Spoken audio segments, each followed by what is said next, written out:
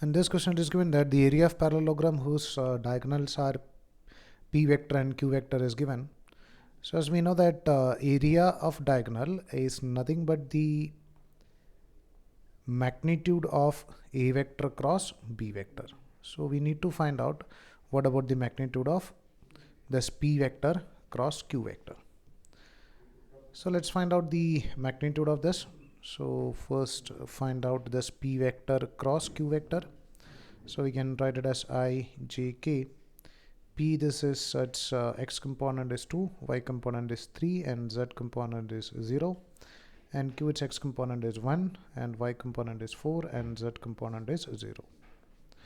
So we can write the value of this p vector cross q vector as equal to, first we can take I cap.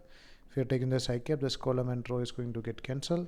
So it is 3 into 0, that is nothing but 0, minus next one 4 into 0, that is equal to 0, minus j cap into, if you're taking j cap, this column and this row is getting eliminated. 2 into 0, that is equal to 0, minus 1 into 0, that we can take it as nothing but 0, plus k cap into, if you're taking this k cap, then this column and row is going to eliminate it. This 2 into 4, that is equal to 8, minus 3 into 1, that is 3.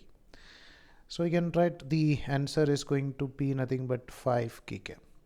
So if p cross q is equal to 5, that means the magnitude of p vector cross q vector is equal to nothing but 5.